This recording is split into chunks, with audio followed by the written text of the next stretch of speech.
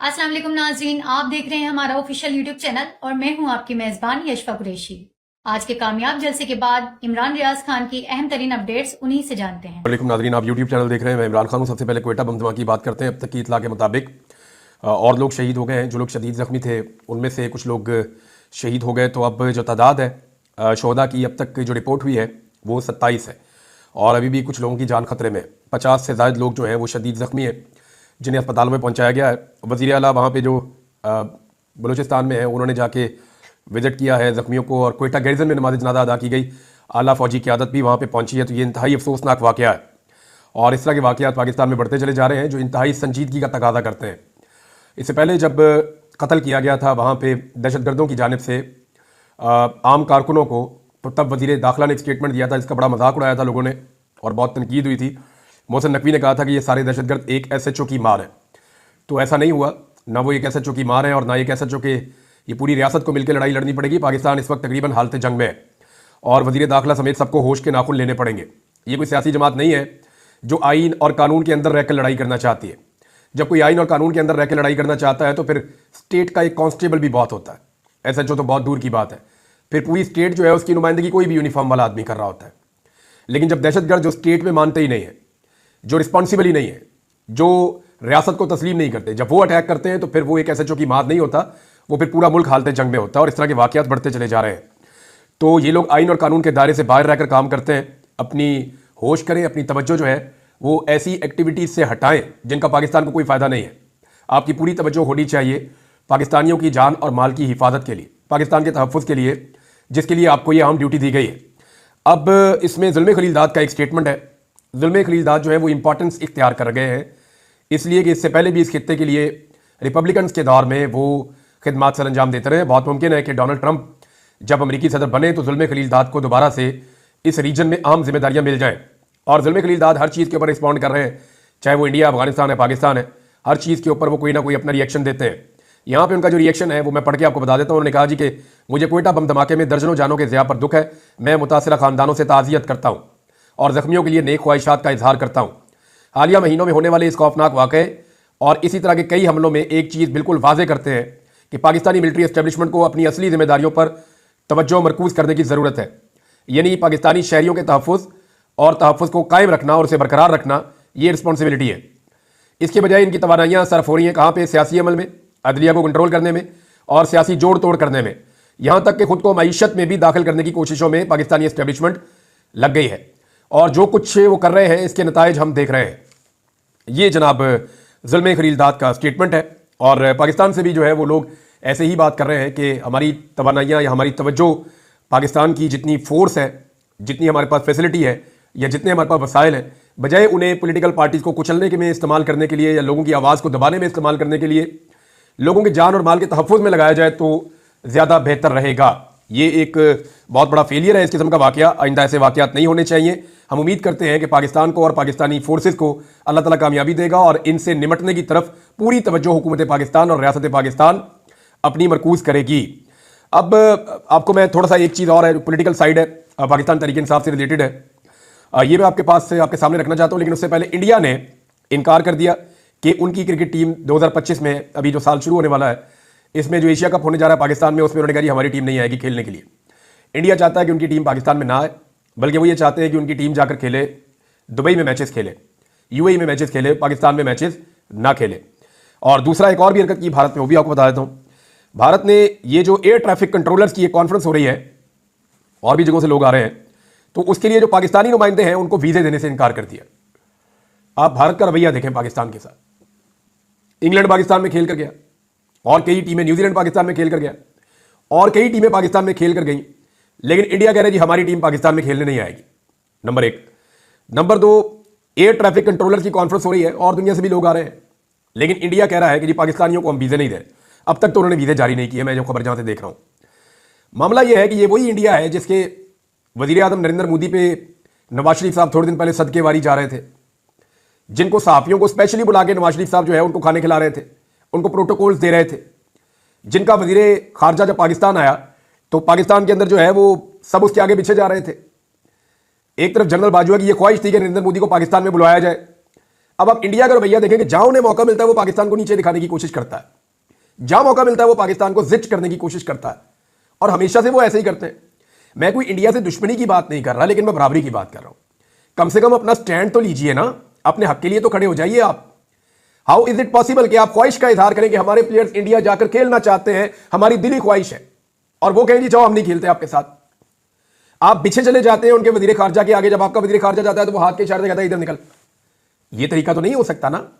पाकिस्तान गो के एक छोटा मुल्क है, बेशक एक गरीब मुल्क है, बेशक पाकिस्तान के पास पैसे नहीं है आज, लेकिन हम एक एटमी पावर है और यानी एक इज्जतदार कौम है। ऐसे तो नहीं हो सकता कि हुक्मरानों की वजह से हम इतना नीचे लग जाए।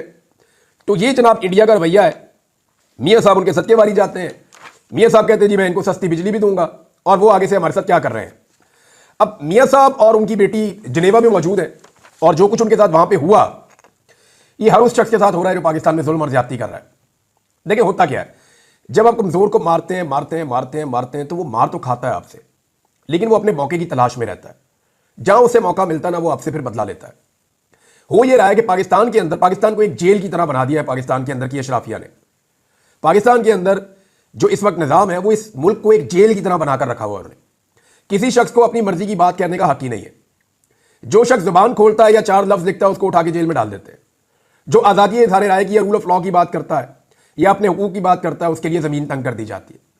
तो पाकिस्तान के अंदर लोगों को दबा के, जुल्म करके दबाया हुआ है, यहां पे पूरी तरह से लोगों को प्रेशराइज किया हुआ है। लेकिन यही प्रेशर जब उनके ऊपर से हटता है, जब वो ओवरसीज होते हैं या जब वो पाकिस्तान से बाहर जाते हैं, 1 करोड़ से जायद पाकिस्तानी इस वक्त पूरी दुनिया में मौजूद है, लगभग 1 करोड़। अब 1 करोड़ लोग मौजूद हैं पूरी दुनिया के अंदर पाकिस्तान के, तो वो पाकिस्तानी है ना, इन्हीं के बीच में से गए हुए। जब उनके भाई बंधुओं को, उनके रिश्तेदारों को, उनकी फैमिली के, उनके मोहल्लेदार, उनके दोस्तों को जब यहां पे परेशान किया जाता है तो उनको वहां तकलीफ महसूस होती है।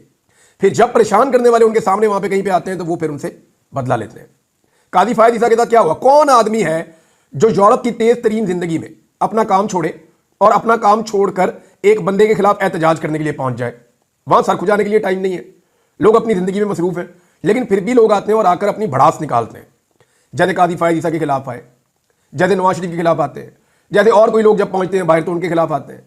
लोग रिस्क लेते हैं, उन मुल्कों में रहते हैं लेकिन फिर भी रिस्क लेते हैं, अपनी जॉब का रिस्क लेते हैं, अपने बाहर रहने का रिस्क लेते हैं, लेकिन वो अपनी भड़ास निकालते हैं इस बुनियाद पे कि वहां पे जमहूरियत है, वहां पे कोई रोक नहीं सकता, वहां पे कोई जुल्म नहीं कर सकता, वहां पे आज़ादी इज़हार राय है तो अपनी राय का इजहार कर देते हैं।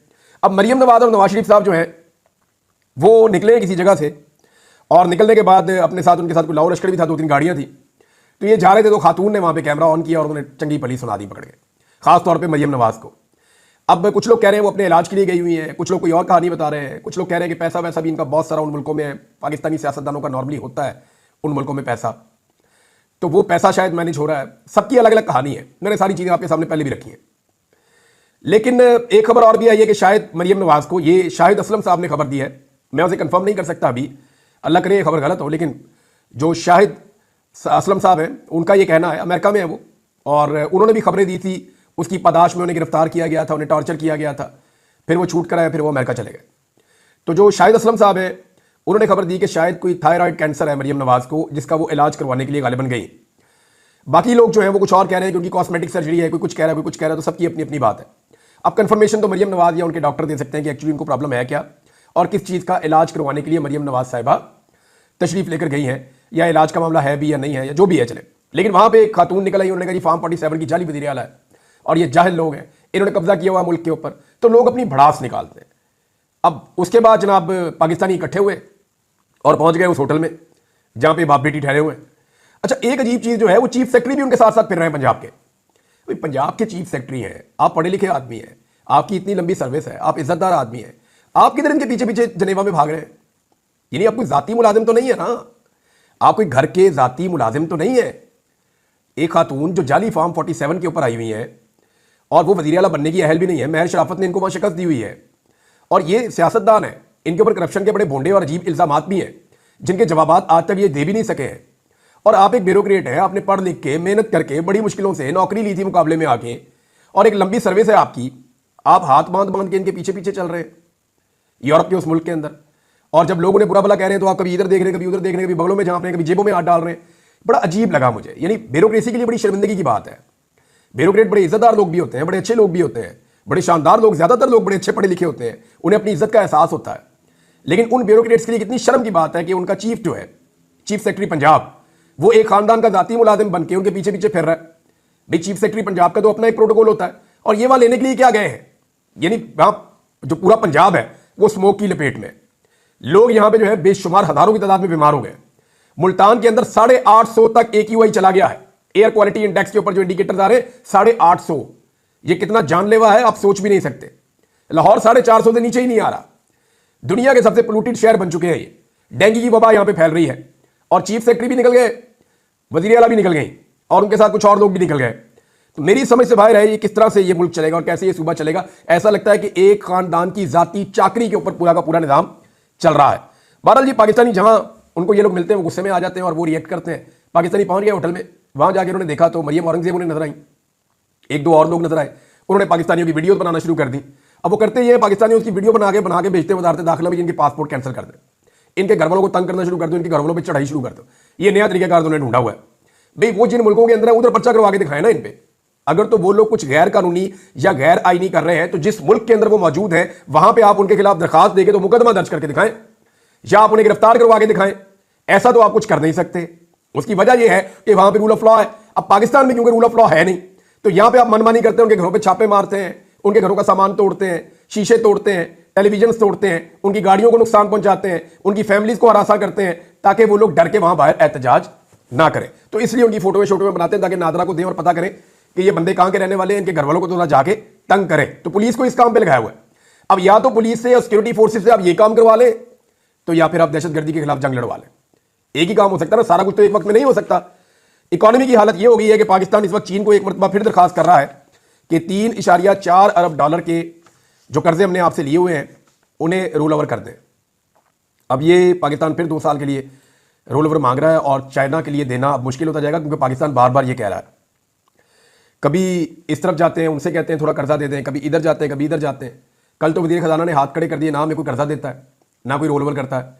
ये पाकिस्तान की सिचुएशन हो गई है। IMF का वक्त पाकिस्तान आने वाला है और उसने आने से पहले नई शराइत रख दी है कि जी फाइनेंसिंग गैप जो है वो आप पूरा करें, जो एक्सटर्नल फाइनेंसिंग गैप है उसको आप पूरा करें। ये IMF ने नई शराइत रख दी है। अभी जब वो 11 तारीख से 15 तारीख तक के लिए आएंगे तो पता नहीं पाकिस्तान के लिए क्या खबर निकलेगी। हुकूमत सच बोलती नहीं है। अब या तो मिनी बजट इनको लाना पड़ेगा, अवाम के ऊपर नए टैक्सेस इनको लगाने पड़ेंगे। देखते हैं कि अवाम नए टैक्सेस के ऊपर किस किस्म का रद्दअमल देती है। दूसरी जानिब जनाब पाकिस्तान तहरीक इंसाफ के अंदर फूट डालने की कोशिशें अपने उरूज पे हैं। मैं चंद चीजें और फैक्ट्स आपके सामने रख देता हूं। देखिए, पाकिस्तान तहरीक इंसाफ के लोगों ने गुज़िश्ता चंद महीनों में मैं देख रहा हूं कि अपने दुश्मन बाहर से ज्यादा अपने अंदर तलाश किए हैं। इतनी लड़ाई गैरों से नहीं लड़ी जितनी लड़ाई उन्होंने अपनों से लड़ी है, और यह बात सच है। कभी नंद भाभी की लड़ाई, यानी कोशिश पूरे निजाम की यह है कि तहरीक इंसाफ जिसको कोई नहीं तोड़ सका, इतनी कोशिशों के बावजूद उसको अंदर से लड़वा दिया जाए और कमजोर किया जाए। कभी नंद भाभी की लड़ाई ले आते हैं बीच में, कभी बाइनस इमरान खान का फार्मूला ले आते हैं, कभी कहते हैं जी फलाना गद्दार है, फलाना कंप्रोमाइज है। देखिए, ये सारी बातें पूरी तरह गलत तो नहीं हो सकती ना। लोग कंप्रोमाइज भी होते हैं, बाद औक़ात लोग डर जाते हैं, परेशान भी हो जाते हैं। हर एक की अपनी अपनी कैपेसिटी होती है, लोगों में इख्तिलाफ राय भी होता है। देखिए, जब एक टीम होती है ना, तो एक टीम के अंदर सारे प्लेयर एक तरह नहीं सोचते। प्लेयर्स के अंदर इख्तिलाफ होता है, लेकिन वो सारे जीतने के लिए इकट्ठे खेलते हैं। अब अगर उस इख्तिलाफ को आप दुश्मनी में बदल देंगे ना, तो फिर कमजोर तरीन टीम से भी वो टीम हार जाएगी। लिहाजा पाकिस्तान तहरीक इंसाफ में भी बाकी सारी पॉलिटिकल पार्टीज की तरह जमहूरियत भी है और आपस में इख्तिलाफात भी होते हैं, लेकिन उन इख्तिलाफात को दुश्मनी नहीं बनना चाहिए। मैं ये देख रहा हूं लगातार उसको दुश्मनी बनाने की कोशिश की जा रही है, और अगर ये इख्तिलाफात दुश्मनी में कन्वर्ट होते हैं तो फिर तहरीक इंसाफ को किसी बैरूनी दुश्मन की जरूरत नहीं पड़ेगी। मिसाल के तौर पर अली अमीन गंडापुर, उनके तर्ज अमल से आप इख्तिलाफ कर सकते हैं, बिल्कुल कर सकते हैं, लेकिन गद्दार डिक्लेयर करना, बिल्कुल आप ये कहेंगे जी इसने इमरान खान से गद्दारी की, पीठ में छुरा घोंपा, ये चीजें मुझे नहीं लगता उस वक्त नामुनासिब होगी। इसका वजह यह है कि अगर ख्वाजा आसिफ और राणा सनाउल्लाह अली अमीन गंडापुर की बुराइयां कर रहे हैं ना, तो इसका मतलब है कुछ तो है जो अली अमीन गंडापुर ठीक कर रहा है। मैं आपको फिर दोहरा देता हूं, अगर ख्वाजा आसिफ और राणा सनाउल्लाह अली अमीन गंडापुर की बुराइयां कर रहे हैं और वो ये कह रहे हैं कि ये बंदा कंप्रोमाइज्ड है, ये बंदा मिला हुआ है एस्टेब्लिशमेंट के साथ, ये बंदा इमरान खान को मार के खुद कुछ बनना चाहता है, अगर वो ये बातें कर रहे हैं तो इसका मतलब है कि अली अमीन कुछ ना कुछ तो ऐसा कर रहा है जिससे उनको प्रॉब्लम हो रहा है, वरना वो कभी भी इसको टारगेट ना करते। याद रखिएगा कि ये निजाम उसी को टारगेट करेगा जो इनको अपने लिए खतरा महसूस होगा। अगर निजाम के साथ लड़ना है या निजाम से जीतना है तो यूनिटी की जरूरत होगी। अगर एक टीम मिलकर खेले तो वो कमजोर भी होती है तो जीत जाती है। जो टीम मिलकर ना खेल पाए, चाहे वो जितनी मर्जी तगड़ी हो, जितनी मर्जी मकबूल हो, जितनी मर्जी फेवरेट हो, उसके जीतने के लिए मुश्किल हो जाता है। और कुछ लोग कहते हैं जी कि इमरान खान की जेब में सारे खोटे सिक्के हैं, तो ये बात तो कायदे आज़म के लिए भी मशहूर थी। कि उनके पास भी खोटे सिक्के थे। डिपेंड करता है लीडर कौन है और वो कैसे लीड कर रहा है। कायदे आजम भी एक बहुत बड़े लीडर थे और सारी अवाम उनके साथ थी। इमरान खान एक बड़ा लीडर है, अवाम की ताकत उसके साथ है। ये जो बीच में बहुत सारे लोग हैं, इन्हें शायद तारीख में याद भी नहीं रखा जाएगा। इनमें कोई इक्का दुक्का लोग होंगे जिन्हें लोग याद रखेंगे। तारीख सिर्फ लीडर को जानती है, या तारीख के अंदर वो लिखा जाता है जो आवाम सोच रही होती है। हकीकत तारीख के अंदर आती है। तारीख बाकी कैरेक्टर्स को याद नहीं रखती। तारीख हार और जीत को लिखती है और जीतने वाले की जीत की वजूहात लिखती है। लेकिन तारीख कभी भी, ये जो छोटे मोटे कैरेक्टर बहुत सारे इधर उधर होते हैं, साइड स्टोरीज में तो आते हैं, लेकिन इनका कहीं तस्करा भी नहीं होता।